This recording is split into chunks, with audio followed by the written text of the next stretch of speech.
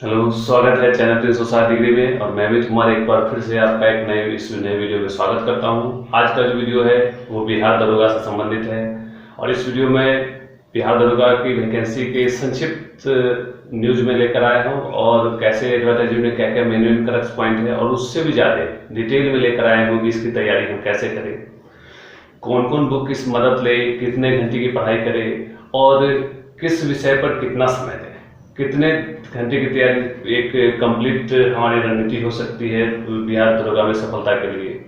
In total एक पढ़ाई की एक फरमा मैंने लेकर आया है, जिसको फॉलो करने के बाद निश्चित रूप से आपकी सफलता होगी। तो आते हैं पॉइंट पे।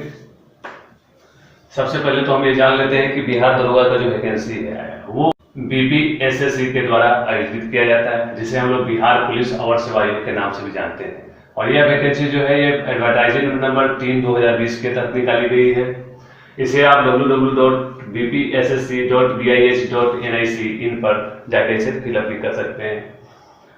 कैसे तैयारी करनी है उस पॉइंट पर आने से पहले इसका थोड़ा सा मेन जो पॉइंट्स है उसके बारे में बता दूं, ताकि फॉर्म भरने से पहले इसी कुछ सावधानी आपको रखनी चाहिए।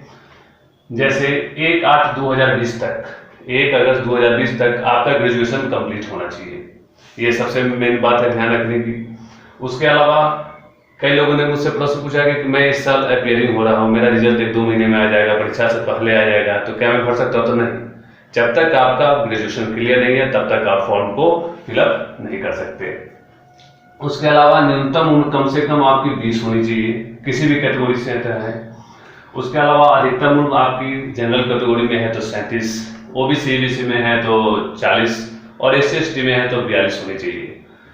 इसके अलावा महिलाओं के लिए पता ही आपको है 35% सीट रिजर्व है। लेकिन एक पॉइंट यहाँ ध्यान देने वाली बात है कि महिलाएं अगर पीटी मेंस क्वालिफाई करके अगर फिजिकल में जाती हैं और मैरिड महिला है और फिजिकल के समय वो अगर प्रेग्नेंट है, गर्भवती है, तो उनको आयोग दौड़ने की इजाजत नहीं देगा, और इजाजत भी नहीं देगा और उसके अलावा वो परीक्षा के लिए अयोग्य घोषित कर देंगे, डिस्क्वालीफाई हो जाएंगे। तो ये बहुत मेन पॉइंट है, इसलिए कि पिछले दरोगा एग्जामिनेशन में इससे संबंधित मुद्दा काफी अहम हुआ था, काफी चर्चा में आता है, इसलिए आयोग ने इस बार क्लियर कट अपने नोटिफिकेशन में इसको शामिल किया है। तो इस चीज को हमें ध्यान देने की जरूरत है। तो आप जब फॉर्म डालते हैं तो फॉर्म डालने से पहले आप अपने हाइट को चेक कर लें, क्योंकि फिक्स है कि फिजिकल में आप जाएंगे तो हाइट सबसे पहले चेकअप करेगा। मेल के लिए 165 सेंटीमीटर से कम नहीं होने चाहिए और फीमेल के लिए 150 सेंटीमीटर से कम नहीं होने चाहिए।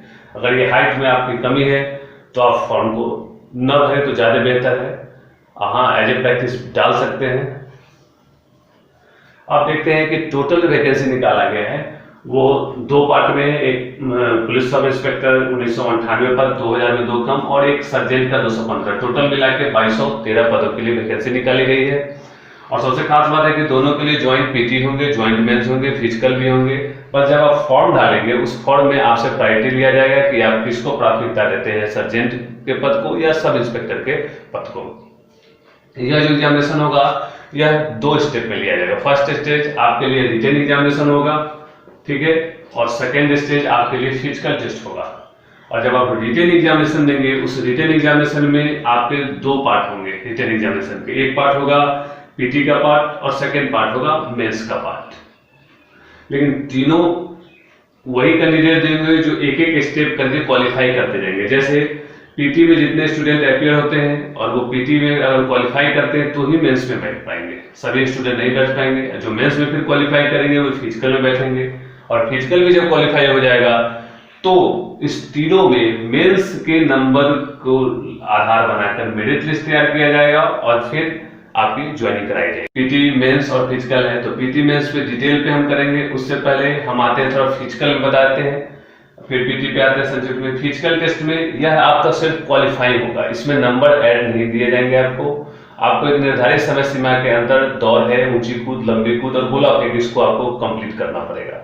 जैसे इसमें सबसे पहले तो हाइट का क्राइटेरिया जैसा मैंने शुरू में ही बता दिया, 165 और 155 पुरुष महिला की होनी चाहिए। पुरुषों के लिए चेस्ट का भी मेजरमेंट लिया जाएगा फुलाकर और नॉर्मल में। उसके अलावा आपकी दौड़ ली जाएगी।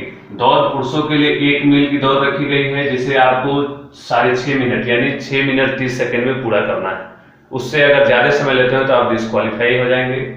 उसके अलावा 1 मील का मतलब है 1600 मीटर यानी लगभग 1.5 किलोमीटर से थोड़ा ज्यादा। लेकिन महिलाओं के लिए दौड़ मात्र 1 किलोमीटर के लिए रखा गया है, जिसे उन्हें 6 मिनट में पूरा करना है। इसके बाद आपका सेकेंड स्टेप होगा हाई जंप, ऊंची कूद, जिसमें पुरुषों के लिए मिनिमम 4 फीट और महिलाओं के लिए मिनिमम 3 फीट जंप करना हाई मस्ट होगा। इसका प्रैक्टिस मस्ट है। इसके बाद है लॉन्ग जंप, लंबी कूद, जिसमें पुरुषों को कम से कम 12 फीट और महिलाओं को कम से कम 9 फीट की लंबी छलांग लगानी पड़ेगी। ये सारे स्टेप है 3। चौथा जो स्टेप होगा फिजिकल का आपका, वो गोला फेंक का होगा। और ये सबसे इसकी दौड़, ऊंची कूद, लंबी कूद में प्रैक्टिस करते हैं, लेकिन गोला को फेंक की प्रैक्टिस नहीं करते। और यहीं पे होता क्या है कि गोला फेंक में हम कई विद्यार्थी मिस कर जाते हैं। जैसे गोला फेंक पुरुषों के लिए कम से कम 16 फीट की दूरी होनी चाहिए और महिलाओं के लिए कम से कम 10 फीट गोला फेंक का रेंज होना चाहिए। पुरुषों के लिए जो 16 फीट है, इसमें यहाँ ध्यान देना है कि 16 पाउंड का वो गोला होना चाहिए। जैसे किसी भी गोला से आप इसको प्रैक्टिस नहीं कर सकते। जैसे किसी 24 पाउंड का है, 20 पाउंड का, किसी से भी प्रैक्टिस कर लिए, तो यही वहां पर जगह कंफ्यूजन होता है, अंदाजा वजन का नहीं रहता है। इसलिए जब भी आप अभ्यास करते हैं तो 16 पाउंड के गोला से पुरुष करें और 16 फीट की दूरी तक। महिलाओं के लिए वही गोला 12 पाउंड का हो जाएगा, इसलिए उसी से अभ्यास करें। तो ये जो ध्यान देने वाली बात है, सबसे ज्यादा इग्नोरेंस यही पर होता है। तो ये 4 स्टेप आप क्वालिफाई कर देंगे तो आप फिजिकल टेस्ट क्वालिफाई कर देंगे, तो फिर आपके मेंस के नंबर के आधार पर आपका मेरिट लिस्ट तैयार किया जाएगा। ये हो गया फिजिकल। तो खैर इसमें अभी काफी लंबा समय है, कम से कम साल भर तो लग ही जाएगा, इस साल तो होना नहीं है। इसलिए आते हैं आप पीटी और मेंस पे। पीटी मेंस में सबसे पहला हमारा पार्ट है पीटी का। तो पीटी हमारा जो होगा वो 100 क्वेश्चन का होगा और प्रत्येक क्वेश्चन 2-2 नंबर के रहेंगे और 2-2 नंबर के होंगे तो टोटल नंबर 200 हो जाएंगे। और आपको 2 घंटे का समय दिया जाएगा एग्जामिनेशन में। उसमें आपको ये भी ध्यान देना है कि 2 घंटे समय दिया जाए तो 2 घंटे में आपको पेपर ही नहीं करना है, 2 घंटे में सिग्नेचर भी कराने लोग आएंगे, 2 घंटे में अदर पेपर भी फिलअप करना है। तो आपको पहले से माइंड मेकअप करके 1.5-2 घंटे का टाइमिंग करके आपको प्रैक्टिस करना है अपने करके। इसमें रिजल्ट का क्या रेशियो रहेगा? तो रिजल्ट इसमें टोटल पद यानी 2213 पद का 20 गुना रिजल्ट दिया जाएगा, यानी लगभग 45,000 से ऊपर या 45,000 के आसपास रिजल्ट दिया जाएगा। तो लगभग में 45,000 क्यों बोले? लगभग इसलिए कि जैसे 20 से मल्टीप्लाई करके मैं एक्यूरेट बोल सकते, लेकिन एक्यूरेट रिजल्ट कभी भी नहीं आता है। इसलिए कि जो कटअप पॉइंट है उस कटअप पे, जैसे मान लीजिए 200 नंबर का एग्जाम हुआ, 60% पे कटअप आया 120, तो 121, 22 ऊपर से आते आते 120 पर रुक जाएगा। और 120 पे जितने विद्यार्थी होंगे, हो सकता है 100 विद्यार्थी हो, 1000 विद्यार्थी हो, या हो सकता है 5000 विद्यार्थी हो, तो उन सबको आपको लेना पड़ेगा। तो हो सकता है वो 45,000 50,000 भी हो जाए, 6000 विद्यार्थी हो तो 51,000 भी हो जाए। इस तरह यह रिजल्ट में अंतर आता है, इसलिए एक्यूरेट मैंने नहीं बताया। कटअप पे लास्ट में जितने लोग हैं उन सबको शामिल करना ही पड़ेगा। का सिलेबस क्या है? तो सिलेबस की बात करें तो इसमें करंट अफेयर्स का एक सेक्शन रहेगा। पिछला एग्जामिनेशन जो दरोगा का हुआ है उस एग्जामिनेशन में करंट अफेयर्स से लगभग 30 के आसपास सवाल पूछे गए थे। तो पहले इतना ज्यादा सवाल करंट अफेयर्स का नहीं शामिल आता था, लेकिन इस बार पिछले वाले दरोगा, जस्ट पीछे बैक वाला दरोगा जिसके बारे में हम जान भी रहे हैं, उसमें 30 के आसपास करंट अफेयर्स का सवाल पूछा गया। तो ये सेक्शन भी बहुत महत्वपूर्ण हो जाता है।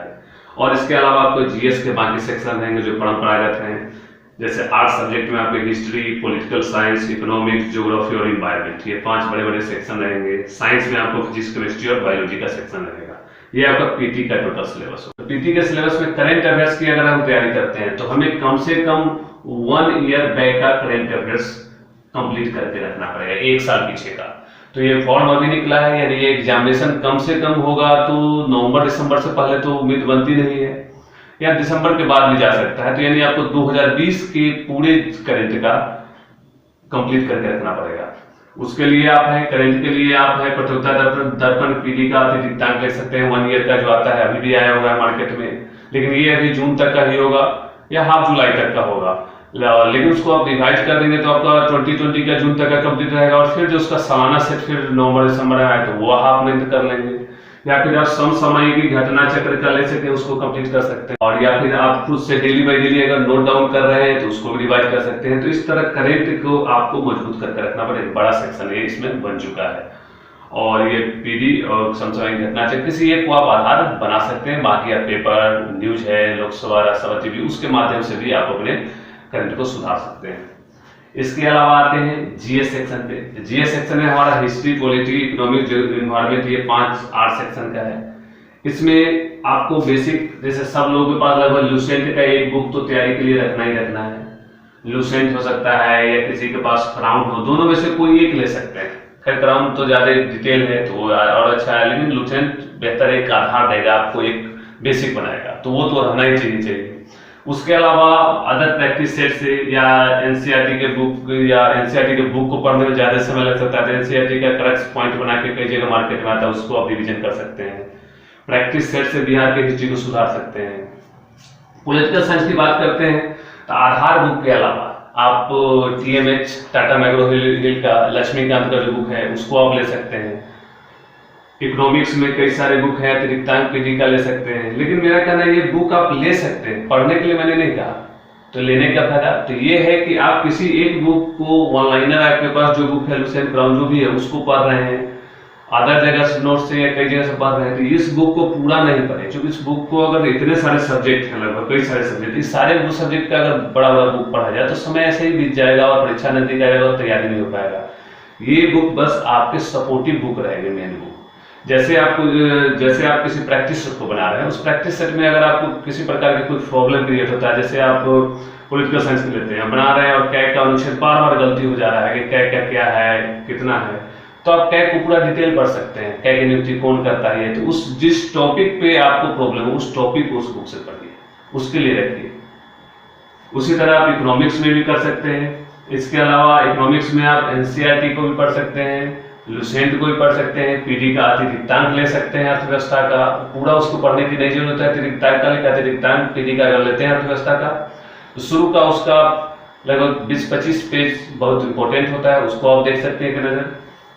ज्योग्राफी में आप एनसीईआरटी का बुक सबसे कारगर होगा 6 to 12। उसके अलावा महेश वर्धमान का सपोर्ट ले सकते हैं, कहीं पे अगर फंसते हैं तो कंसेप्ट क्लियर करने के लिए। इन्वायरमेंट में आप प्रतियोगिता साहित्य के बुक का सहारा ले सकते हैं, या महेश वर्धमान के बुक में कोई इन्वायरमेंट का अच्छा सेक्शन ऐड है, या एनसीईआरटी में तो है ही। कहने का कि पांचों सेक्शन में जो बुक मैंने बताया, इस बुक को लेके पूरा पढ़ने की जरूरत नहीं है, उस पार्ट को पढ़ना है जिस पार्ट में आप क्वेश्चन में फंस जाते हैं, ताकि आप उसमें पढ़ेंगे तो कंसेप्ट क्लियर होगा, तो अगली बार आप उसमें नहीं फंसेंगे।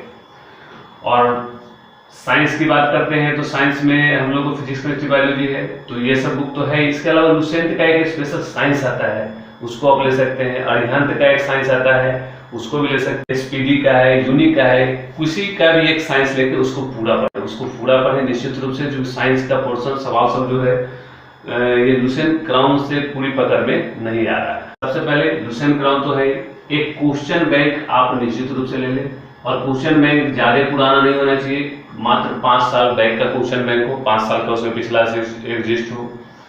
एक प्रैक्टिस सेट आप किसी का ले सकते हैं उसमें।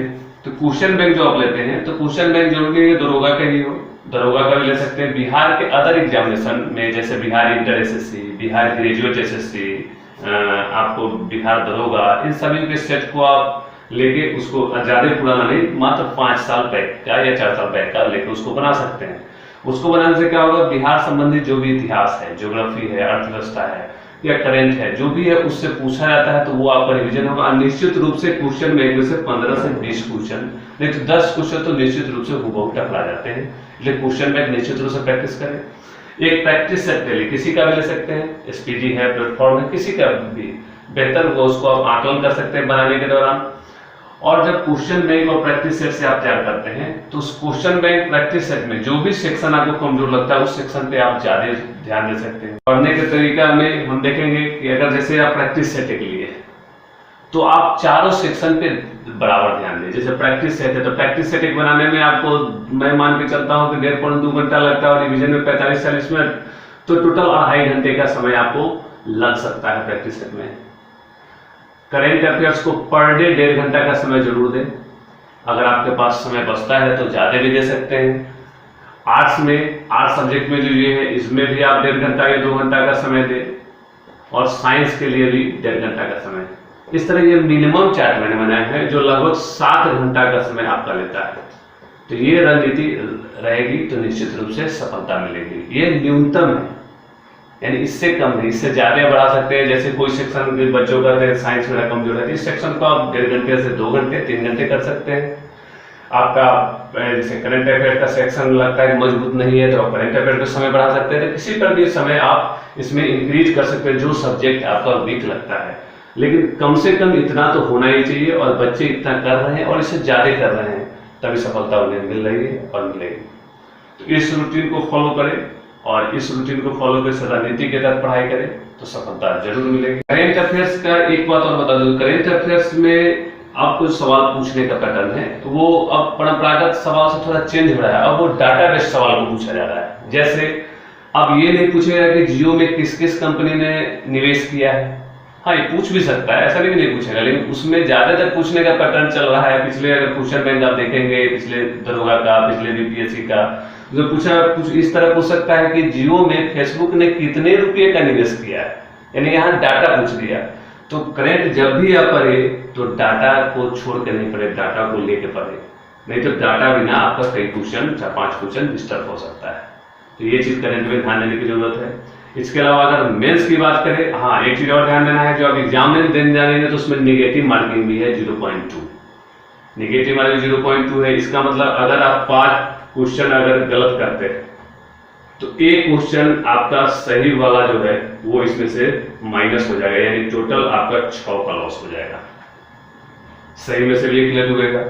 लेकिन एक अच्छी बात क्या है, अच्छी बात है कि यानी 0.2 यानी 20% है। तो आप अगर किसी क्वेश्चन के 4 ऑप्शन में से 2 ऑप्शन में फंस रहे हैं, या तो कुछ जान रहे हैं, कुछ कंफ्यूजन में है, तो आप रिस्क इसमें ले सकते हैं दरोगा एग्जामिनेशन, क्योंकि इसको काफी हल्का निगेटिव माना जाता है। अन एग्जाम एसएससी सब की तरह काफी हार्ड निगेटिव नहीं है, 3 पर 1 इस तरह नहीं है, 5 पर 1 है।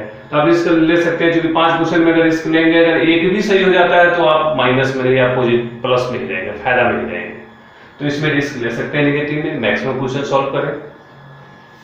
मेंस अगर आप पीटी के क्वालिफाई करेंगे 20 गुना जो रिजल्ट देगा, तो मेंस के लिए क्वालिफाई करेंगे। मेंस में जाएंगे तो मेंस में आपको 2 पेपर होंगे। पेपर 1 जो होगा वो हिंदी का पेपर होगा, पेपर 2 जो होगा वो जीएस का पेपर होगा। पेपर 1 हिंदी का होगा, उसमें 100 क्वेश्चन होंगे 200 नंबर के, और 2 घंटे का समय दिया जाएगा, और 30% नंबर आपके लिए लाना मस्ट होगा। इसका नंबर खैर ऐड नहीं होगा, ये पूरी तरह क्वालिफाइंग होगा।